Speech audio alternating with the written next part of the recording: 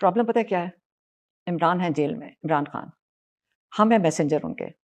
جب وہ ہمارے ہاتھ کوئی پیغام، اور یہ والا جو علی مین گنڈا پور کا پیغام جو بھیجا گیا ہوگا نا، عمران خان نے ہمارے ہاتھ نہیں بھیجا کہ یہ ریزائن کرے، عمران خان نے جیل میں میڈیا کو کہا تھا، ٹھیک ہے؟ اور جو عمران خان کو یہ نہیں کہہ سکتے نا، تو وہ ان کی فیملی کو کہہ دیتے ہیں، آپ سمجھیں؟ کیونکہ عمران خان کو تو یہ نہیں کہہ سکتے، کیونکہ یہ انہی کی بدولت بیٹھے ہوئے ہیں سارے، تو وہ شوٹ دا میسنجر کرتے ہیں۔ بیسکلی جب یہ ہمیں کہتے ہیں، ان کو غصہ عمران خان کے اوپر ہے۔ آپ کو کلیئر ہو گیا؟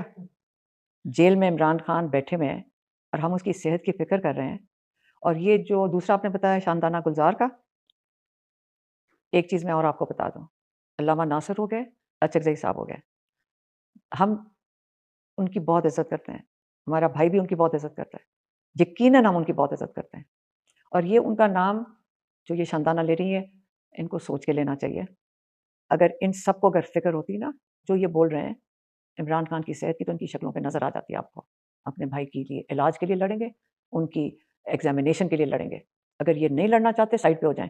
وزیر داخلہ محسن نقوی نے یہ الزام عائد کیا ہے آپ پر کہ آپ اپنے بھائی کی صحت پر سیاست کر رہی ہیں، اس پر کیا کہیں گے؟ میرے بھائی کی آنکھ سیاست نہیں ہے، میرے بھائی کی آنکھ ہے، میرے بھائی کی نظر ہے، میرے بھائی کی صحت ہے۔ ہماری پرائیورٹی فیملی کی ان کی صحت ہے۔ آپ کو یہ آنکھ سیاست نظر آ رہی ہے؟